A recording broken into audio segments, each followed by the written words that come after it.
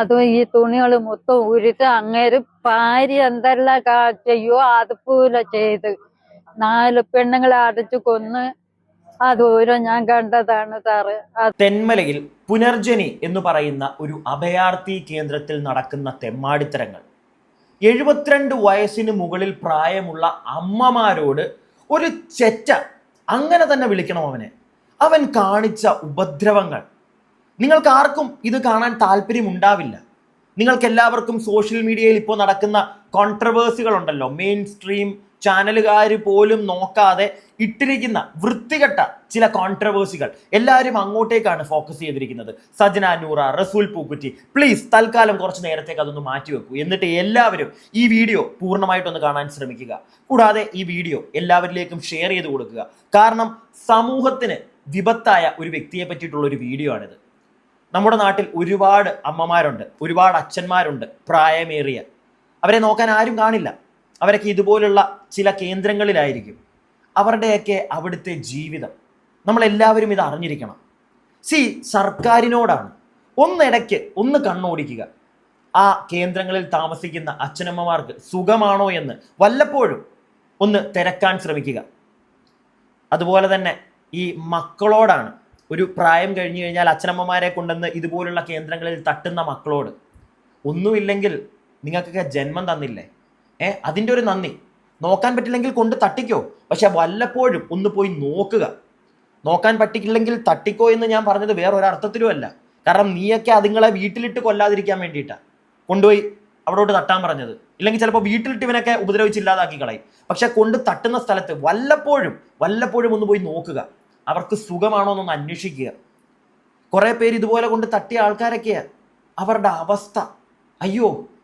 Video maximum ഞാൻ വീണ്ടും പറയുന്നു ആൾക്കാരിലേക്ക് ഷെയർ ചെയ്യുക. നിങ്ങൾ മുഴുവനായിട്ട് കാണുക, വീഡിയോയ്ക്ക് ലൈക്ക് തരിക, കമൻറ്റ് ബോക്സിൽ നിങ്ങളുടെ അഭിപ്രായങ്ങൾ രേഖപ്പെടുത്തുക. കമൻറ്റ് ബോക്സിൻ്റെ തൊട്ടപ്പുറം ഹൈപ്പ് എന്നൊരു ഓപ്ഷൻ കാണും, അതിലും ക്ലിക്ക് ചെയ്യുക. ഇതെല്ലാം ഞാൻ പറയുന്ന വേറൊന്നും കൊണ്ടല്ല, ഈ വാർത്ത ഒരുപാട് ആളുകളിലേക്ക് എത്തണം.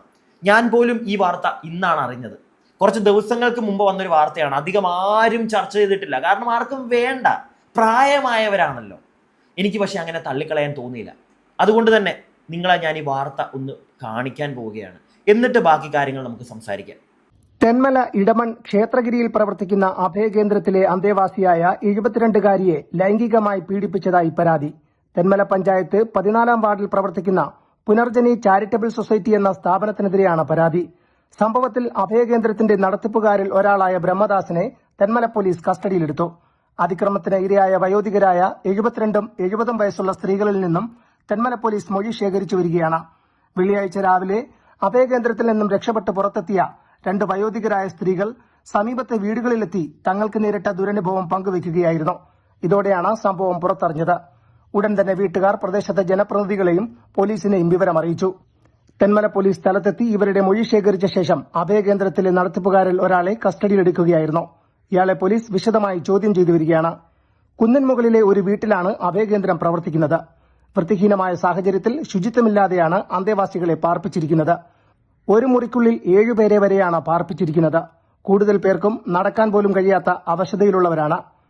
മദ്യപിച്ചിരുന്ന നടത്തിപ്പുകാരൻ നിരന്തരം തങ്ങളെ ലൈംഗികാതിക്രമങ്ങൾക്ക് വിധേയമാക്കിയിരുന്നുവെന്ന് വയോധികർ പറയുന്നു. ആ അഭയകേന്ദ്രത്തിൽ താമസിക്കുന്ന 2 അമ്മമാര് അവർക്ക് നേരിട്ട ബുദ്ധിമുട്ടുകൾ, ആ പരനാറിയിൽ നിന്ന്, ഞാൻ അങ്ങനെ തന്നെ പറയും, കുട്ടികളുണ്ടെങ്കിൽ ഒന്ന് നിങ്ങൾ കുട്ടികളെ മാറ്റിയിരുത്തുക, ഇല്ലെങ്കിൽ ഒരു ഹെഡ്സെറ്റ് വെക്കുക. പറയാതിരിക്കാൻ പറ്റില്ല. നമ്മുടെ നാട്ടിൽ നടക്കുന്ന പല തെമ്മാടിത്തരങ്ങളും കാണുമ്പോൾ അറിയാതെ വായിൽ നിന്ന് 2 തെറി വീണു പോകും. ഈ ഒരു വിഷയത്തിൽ എങ്ങനെ പറയാതിരിക്കും? നിങ്ങൾ കേട്ടില്ലേ, ഒരു മുറിയിൽ 7 പേരൊക്കെ പോട്ടെ, മര്യാദയ്ക്കൊരു കുളിമുറിയും കക്കൂസും അതില്ല നിങ്ങൾക്ക്. അതും വേണ്ട, പോട്ടെ, അവരെ ഉപദ്രവിക്കാതിരിക്കുക. വൈകുന്നേരം ആകുമ്പോൾ കള്ളും കുടിച്ച് വന്നു കഴിയുമ്പോഴത്തേക്ക് അവന് മൂപ്പ. ആ അമ്മമാർ പറയുന്നതൊക്കെ നിങ്ങളൊന്ന് കേൾക്കണം. അവരെയൊക്കെ ഉപദ്രവിക്കുന്നത്, മര്യാദയ്ക്ക് തുണി ഉടുക്കാൻ പോലും ആ നാറി സമ്മതിക്കില്ല എന്ന്. എന്തിന് ഇങ്ങനെയുള്ള അഭയ കേന്ദ്രങ്ങൾ? അതാണ് എനിക്കിപ്പോൾ ചോദിക്കാനുള്ളത്. എന്തിന് ഇങ്ങനിട്ട് നരകിപ്പിക്കാനോ? കുന്നും മുകളിലാണ്, ആരും ചെല്ലത്തില്ല, പെട്ടെന്നാരും ചെന്നെത്തത്തില്ല. അതിൻ്റെ ഒരു അഹങ്കാരത്തിലാണ് അതിൻ്റെ നോക്കി നടത്തിപ്പുകാരൻ ഈ തെമ്മാടിത്തരങ്ങളൊക്കെ അവിടെ കിടന്ന് കാണിച്ചുകൊണ്ടിരുന്നത്. സർക്കാരിൻ്റെ ഭാഗത്തു നിന്ന് എന്തെങ്കിലുമൊക്കെ ചെയ്യണം. ഇങ്ങനെയുള്ള ഇങ്ങനെയുള്ള അഭയ കേന്ദ്രങ്ങളിൽ വല്ലപ്പോഴുമെങ്കിലും ഒന്ന് വിസിറ്റ് ചെയ്യാൻ ഏതെങ്കിലുമൊക്കെ ഉദ്യോഗസ്ഥരെ ഒന്ന് ഏർപ്പാടാക്കണം. ഈ നാട്ടിൽ ചിലപ്പോൾ ഒരുപാട് രാഷ്ട്രീയക്കാരെയും എഞ്ചിനീയർമാരെയും അല്ലെങ്കിൽ ഡോക്ടർമാരെയും പോലീസുകാരെയൊക്കെ തന്ന ജീവനുകളാണ് അവിടെ കിടന്ന് ഇപ്പം ഈ പെടഞ്ഞുകൊണ്ടിരിക്കുന്നത്. അതൊന്ന് ഓർത്താക്കൊള്ളാം. ബാക്കി നമുക്ക് കേൾക്കാം ആ അമ്മ പറയുന്നത്. ഞാൻ ഇവിടെ വന്നിട്ട് 6 മാസമായി. 6 മാസമായി ഇവിടെ കൊണ്ടുവന്നിട്ട്. ഈ 6 മാസം കൊണ്ട് അടി ഇടി 4 പെണ്ണുങ്ങളെ അടച്ചു കൊന്ന് അതോരോ ഞാൻ കണ്ടതാണ് സാറ്. അതുകൊണ്ട് ഇപ്പം മെനിയാന്ന് അങ്ങനെ മദ്യം കുടിച്ചിട്ട് 3 കുപ്പി മദ്യം എടുത്ത് കട്ടിലിന്റെ അടുക്ക അകത്ത് വെച്ചിട്ട് ആദ്യം 2 കുപ്പി പൊട്ടിച്ച് കുടിച്ചിട്ട് 3ാമത് ഒരു കുപ്പി എടുത്ത് ഗ്ലാസ് വിത്തിട്ട് വെള്ളം വെത്തി എനിക്ക് തന്നെ. ഞാൻ കുടിച്ചില്ല. ഇപ്പൊ ഞാൻ പറഞ്ഞു ഞാൻ കുടിക്കൂല, എനിക്ക് കുടിച്ചൂടാ, സുഖം ഇല്ലാത്തോണ്ട് കുടിച്ചൂടാന്ന്. അങ്ങനെ തന്നെ അവിടെ പെരിക്കത്തിട്ട് അടിക്കുകയും ചെയ്ത് പെരയും പൊട്ടിട്ട്.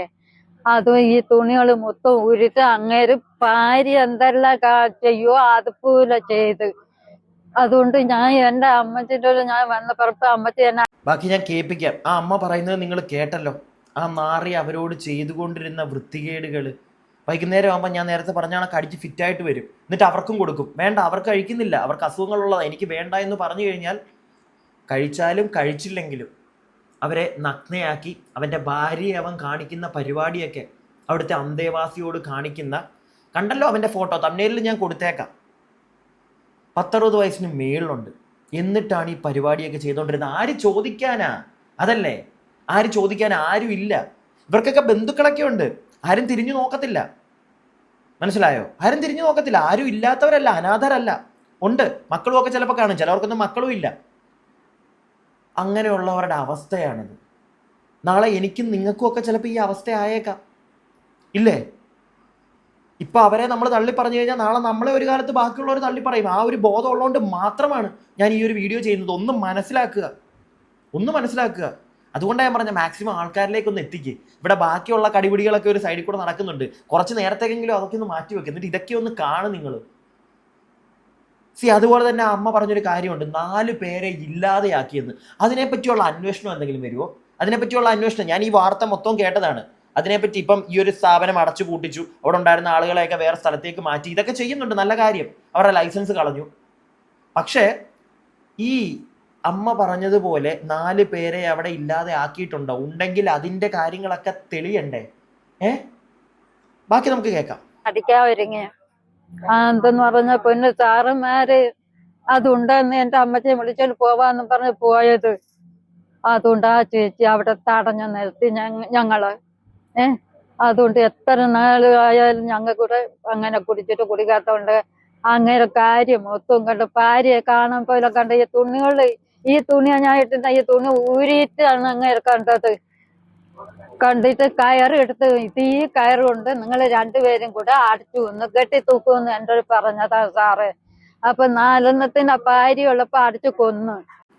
ബാക്കി കേൾപ്പിക്കാം. അടുത്ത അമ്മ സംസാരിക്കുന്നതാണ്. അതിന് മുമ്പ് ഒരു 10-30-40 വയസ്സ് പ്രായമുള്ള ആളുകളോടാണ് നമ്മുടെയൊക്കെ അച്ഛനമ്മമാരെ ഇതുപോലുള്ള സ്ഥലത്ത് കൊണ്ടിട്ട് കഴിഞ്ഞാൽ ഇതായിരിക്കും അവരുടെ അനുഭവം. മനസ്സിലായോ? നല്ല സ്ഥലങ്ങളുണ്ട്, ഒരുപാട് നല്ല സ്ഥലങ്ങളുണ്ട്, ഇല്ലെന്നല്ല. പക്ഷേ ഇപ്പോൾ ഈ നടത്തിപ്പുകാരൻ ആ നാറി നടത്തുന്ന പോലുള്ള സ്ഥാപനങ്ങളുണ്ടല്ലോ, ചെറിയ സ്ഥാപനങ്ങളാണ്, ഒരുപാട് പൈസ ഒന്നും കാണത്തില്ല. നമ്മളപ്പം ചിലവ് ചുരുക്കാൻ വേണ്ടി ചിലപ്പോൾ അങ്ങനെയുള്ളടത്ത് കൊണ്ട് തള്ളും. ഒന്ന് ആലോചിക്കുക, ജന്മം തന്നവരാണ്. നിനക്കൊന്നും നോക്കാൻ കഴിയില്ല എങ്കിൽ, വീണ്ടും ഞാൻ പറയുന്നു, നോക്കാൻ കഴിയില്ലെങ്കിൽ ഇങ്ങനെയുള്ളടത്ത് കൊണ്ട് ആക്കിക്കോ, അതല്ലേ ശരി. അല്ലാതെ നോക്കാൻ കഴിയാതെ ആ ഇവൻ്റെയൊക്കെ വീട്ടിലിട്ട് അതിനെയൊക്കെ തട്ടിക്കൂട്ടുന്നതിനെക്കാട്ടിലും നല്ലത് കൊണ്ടുപോയി അവർക്ക് സന്തോഷം കിട്ടുന്നിടത്ത് ആക്ക്. പക്ഷേ അത്യാവശ്യം സ്റ്റാൻഡേർഡ് ഉള്ളിടത്ത് കൊണ്ടാക്കടാ. പിടി കിട്ടിയോ? അല്ലാതെ ഇങ്ങനെയുള്ളിടത്തൊന്നും കൊണ്ടാക്കരുത്. ഇപ്പം അടുത്ത അമ്മ പറയുന്നത് അവർക്ക് ബന്ധുക്കളൊക്കെ ഉള്ളതാ, പെങ്ങളൊക്കെ ഉള്ളതാ. ആർക്കും പറ്റത്തില്ല, കാരണം പെങ്ങളെ മക്കൾ ആർക്കും താല്പര്യം കാണത്തില്ല. ആരും കുറ്റം പറയുന്നില്ല ഞാനിവിടെ.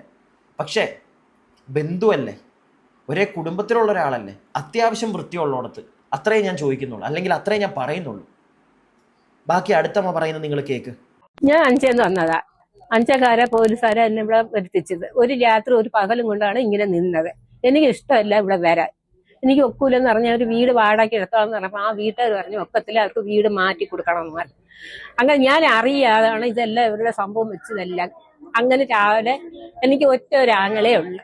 ആങ്ങളേക്ക് സുഖമില്ലാത്തയാ. അവൻ എന്നെ കൊണ്ടുപോവാന്ന് പറഞ്ഞ് എന്റെ താത്തും തമ്മയ്ക്കില്ല. അതൊന്ന്. ഒരനിയത്തി ഉണ്ട്, അവളെന്നെ കൊണ്ടുപോവാന്ന് പറഞ്ഞ് അവക്കളെ ഭർത്താവും മക്കളും തമ്മയ്ക്കില്ല. പിന്നെ ഞാൻ നോക്കിയപ്പോ ഞാൻ പറഞ്ഞ ഒരു വീട് വാടകയ്ക്ക് ഇങ്ങനെ എടുക്കാന്ന് പറഞ്ഞപ്പോ ഇവിടുത്തെ കാര്യം ഇവിടെ കൊണ്ടുവന്നപ്പോ ആ സ്ത്രീ മരിച്ചു ഒരാഴ്ച ആയപ്പോ. അന്നേരം ഈ സ്ത്രീ എന്നോട് പറഞ്ഞ അമ്മ ഇവിടെ നിൽക്കണ്ട, ഞാൻ മരിച്ചു പോയ ഇവിടെ പല ആളുകളും ഇവിടെ വരുമ്പം മണിക്കുട്ട ചാരായ വീട്ടി കുടിക്കും, ആളുകൾ ഇവിടെ വരുത്തും. അതുകൊണ്ട് അമ്മയ്ക്ക് ഒരു കാര്യം ചെയ്യും, അമ്മ ആരെങ്കിലും കൂടെ പറഞ്ഞ് അമ്മ ഇവിടെ നിന്ന് വിഷപ്പിടിക്കാൻ പറഞ്ഞു. എനിക്ക് അതില് ഒരുത്തൻ്റെ കൂടെ ഞാൻ പറഞ്ഞ്, ഒരു കനം കുറഞ്ഞ ഒരു വെളുത്തൻ്റെ കൂടെ. അവൻ ഈ വേറൊരു പൊണ്ണ ഒരുത്തനുണ്ടല്ലോ, അവന്റെ പേര്, അവൻ്റെ കൂടെ പറഞ്ഞു. അവൻ അത് കേട്ടുകൊണ്ട് ഇവന്റെ കൂടെ പറഞ്ഞു. അന്ന് തൊട്ട് എൻ്റെ കൂടെ ശല്യ. അവനെന്നെ വേണം, ഞാൻ ഒക്കത്തില്ലെന്ന് പറഞ്ഞ്. കുളിപ്പേരെ കുളിക്കാൻ ഒക്കില്ല, അവനില്ലാതെ ഇത് വെപ്പ്. ഇത് വെച്ചിട്ട് അത് കണ്ടിട്ട് അവന്റെ ഫോട്ടോത്തിൽ പിടിക്കും.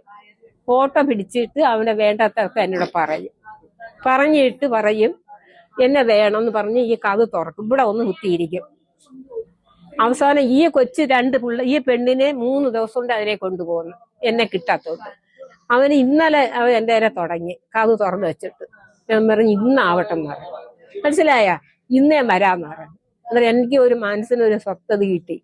യമയെ ഇന്നലെ പറഞ്ഞ് വേറെ ഒത്തണ്ട പറഞ്ഞ് ഇന്ന് എനിക്ക് പൊന്തു പോണോ, റേഷൻ കടയിൽ പോണോന്ന്. അന്നേരം എവള് വന്നതെന്ന് ഞാൻ അറിഞ്ഞപ്പോ മനസ്സിൽ കണ്ടു, ഇനി ഈ കഥ പൂട്ടത്തില്ല, പൂട്ടാതെ പോവാന്നെങ്കിൽ ഞാൻ ഈ പെൺകൊച്ച്. അന്നേരം എവള് പറഞ്ഞു അമ്മക്ക് ഇന്ന് രക്ഷ പിടിക്കാം. ഞാൻ പറഞ്ഞു എങ്ങനെ പോവും, കൈ അടുത്ത് പൈസ എടുക്കാനില്ല, ഇവിടുന്ന് നടന്ന അമ്മമാർക്ക് അറിയാം ഏത് വഴി പോയാലും. അല്ല അമ്മയൊന്ന് നോക്കും, നമുക്ക് എവിടെങ്കിലും പോകാന്ന്. അന്നേരം ഞാൻ നോക്കിയപ്പോ ഇപ്പുറത്ത് ഒരു വീട്ടിൽ ഒരു കൊച്ച്, അവിടെ ചെന്ന് ഞാൻ തൊഴുത്. അന്നേരം അത് പറഞ്ഞു അമ്മ ഞാൻ എങ്ങനെയെങ്കിലും പോവാൻ പറഞ്ഞു. ആ പൈസ മേടിച്ചോണ്ട് ഞാൻ ഇവിടെ വന്നപ്പോഴാണ് ദൈവത്തുങ്ങളെ ഞാൻ കണ്ട്. ഞങ്ങളെ അവിടെ പിടിച്ചു നിർത്തിയപ്പോ ഞാൻ ഇതുപോലെ ഞങ്ങൾ പറഞ്ഞു ഇനി അമ്മ എങ്ങോട്ടും വിടത്തില്ല, ഇന്ന ആളുകളെ വിളിച്ച് നമുക്ക് എന്തോ വേണ്ടെന്ന് വെച്ചാൽ നമുക്ക് ഇത്രയേ ഉള്ളു. ആ അമ്മയോടൊക്കെ ചെയ്തത് എന്താന്ന് അവര് തന്നെ പറയുന്ന കേട്ടല്ലോ നിങ്ങള്. എനിക്ക് കൂടുതലൊന്നും പറയാനില്ല. ആ അയൽവാസിയോടാണ് ഒരു കൂപ്പുകൈ നന്ദി. വിളിച്ചറിയിച്ചല്ലോ ബാക്കിയുള്ളവരെയെല്ലാം, പോലീസിലും ഒക്കെ ഒരു കൂപ്പുകൈ നന്ദി. അതിൽ കൂടുതലൊന്നും നിങ്ങളോട് പറയാനില്ല. മനുഷ്യന്മാർ പല തലത്തിലാണ്. അതിലെ ഒരു കൈൻഡ് ഓഫ് ഒരു കൂട്ടമുണ്ട്. അതിലെ ഒരു നാറിയാണ് അവൻ, ആ നടത്തിപ്പുകാരൻ. അവൻ മാത്രമല്ല, അവൻ്റെ സുഹൃത്തുക്കളും ഒക്കെ ഉണ്ട്, പലരും ഉണ്ട്. വൈകുന്നേരം വന്നിരുന്ന് 2 കീച്ചുന്നവന്മാർ അവിടെ ഇരുന്ന്.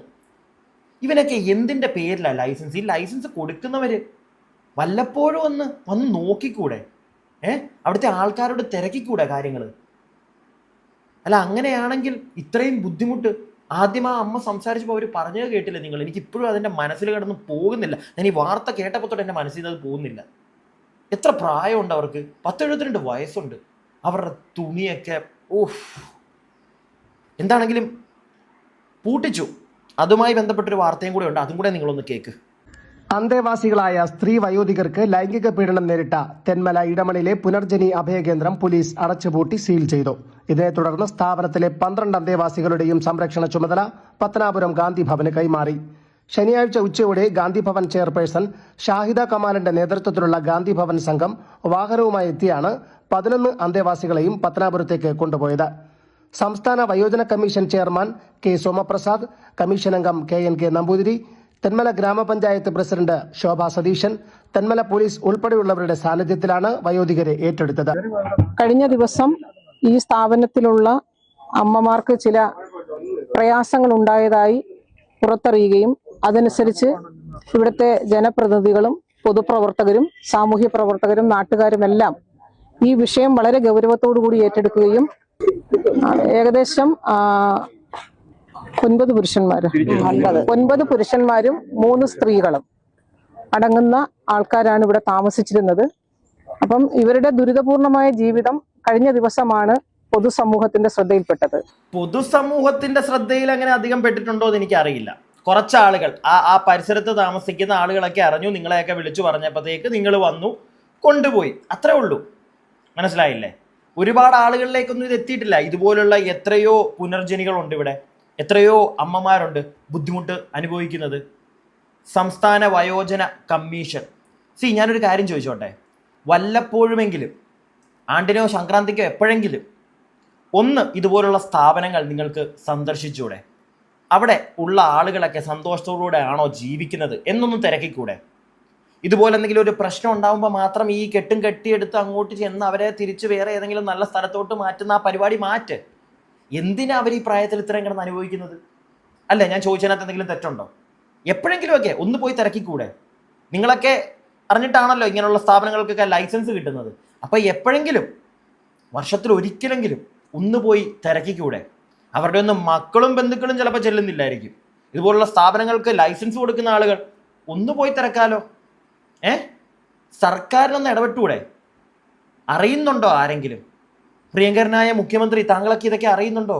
പാവപ്പെട്ട ഒരമ്മയോടാണ് ഈ വൃത്തികേടൊക്കെ കാണിച്ചിരിക്കുന്നത്. ഒന്നല്ല, 2-3 അമ്മമാരേ ഉള്ളൂ അവിടെ. ആ എല്ലാ അമ്മമാരോടും ആ വൃത്തികെട്ടവൻ ഈ പരിപാടി കാണിച്ചിട്ടുണ്ട്. നമുക്ക് ബാക്കി കുറച്ചും കൂടെ കേൾക്കാം. തീർച്ചയായും അത് പൊതുസമൂഹത്തിന്റെ മുന്നിൽ കൊണ്ടുവന്നത് ഇവിടെ താമസിച്ചിരുന്ന തന്നെ ഒരമ്മ പുറത്തിറങ്ങി അറിയിച്ചതിന്റെ അടിസ്ഥാനത്തിലാണ് ഇവിടെ എല്ലാവർക്കും ഇത് അറിയാൻ സാധിച്ചത്. തീർച്ചയായിട്ടും അവസരോചിതമായി തന്നെ ഇവിടെയുള്ള ജനപ്രതിനിധികളും പൊതുപ്രവർത്തകരും സാമൂഹ്യ പ്രവർത്തകരും ഈ വിഷയം സ്വന്തം വിഷയം പോലെ തന്നെ അവർ ഏറ്റെടുക്കുകയും ആരോരും നോക്കാനില്ലാത്ത ഈ അച്ഛനമ്മമാരെ അവരെ സംരക്ഷിക്കണം എന്നുള്ള ഒരു ആവശ്യം പത്തനാപുരം ഗാന്ധി ഭവന്റെ മുന്നിൽ വെക്കുകയും ഗാന്ധി ഭവന്റെ സെക്രട്ടറി ഡോക്ടർ പുല്ലൂർ സോമരാജൻ സാറിനെ ഈ വിവരം അറിയിക്കുകയും അതേ തുടർന്ന് അദ്ദേഹത്തിന്റെ നിർദ്ദേശം അനുസരിച്ചിട്ടാണ് ഇന്ന് ഗാന്ധി ഭവന്റെ ഭാരവാഹികൾ ഈ അച്ഛനമ്മമാരെ ഏറ്റെടുക്കാൻ വന്നിരിക്കുന്നത്. തീർച്ചയായിട്ടും നമ്മുടെ സമൂഹത്തിൽ അച്ഛനമ്മമാരെ സമൂഹത്തിൽ ഉപേക്ഷിക്കപ്പെടുന്ന അല്ലെങ്കിൽ അവരെ വലിച്ചെറിയുന്ന ഒരു പ്രവണത വർദ്ധിച്ചു വരുന്നു എന്നുള്ളതിന്റെ ഒരു വേദനിക്കുന്ന ഒരു ചിത്രമാണ് നമുക്കിവിടെ കാണാൻ സാധിച്ചത്. ലൈംഗിക പീഡനത്തിന് ഇരയാക്കിയതായി വലിച്ചെറിയുന്നുണ്ട്, ഇല്ല എന്ന് ഞാൻ പറയുന്നില്ല. മനസ്സിലായില്ലേ? വലിച്ചെറിയുന്നുണ്ട്. ഇവിടുത്തെ ഓരോ പ്രജയോടും ചെന്ന് ചെവിയിൽ ഓതാൻ പറ്റുമോ ഇങ്ങനെ ചെയ്യല്ലേ തെറ്റാണെന്ന്? അങ്ങനെ ഓതിയിട്ട് വല്ല കാര്യമുണ്ടോ?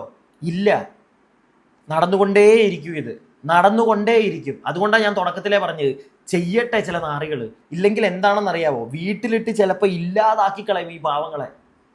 അത് വെച്ച് നോക്കുമ്പോൾ ഇങ്ങനെയുള്ള സ്ഥാപനങ്ങളിൽ കൊണ്ടാക്കുന്നത് ഇച്ചിരിയെങ്കിലും സമാധാനം അവർക്ക് ചിലപ്പോൾ കിട്ടും. പക്ഷേ കൊണ്ടാക്കുന്ന സ്ഥാപനം അതിച്ചിരി വൃത്തിയുള്ളതായിരിക്കണം. അവിടെ ഉള്ള മനുഷ്യന്മാരെ പറ്റി ഒന്ന് തിരക്കണം. അല്ലാതെ സ്വന്തം അമ്മയെ അച്ഛനെയും അല്ലെങ്കിൽ സ്വന്തം ബന്ധുക്കളെയൊക്കെ ഇതുപോലുള്ള ചില നരാധകന്മാർക്ക് തിന്നാൻ വേണ്ടി ഇട്ട് കൊടുക്കാതിരിക്കുക. എനിക്ക് അത്രേ പറയാനുള്ളൂ.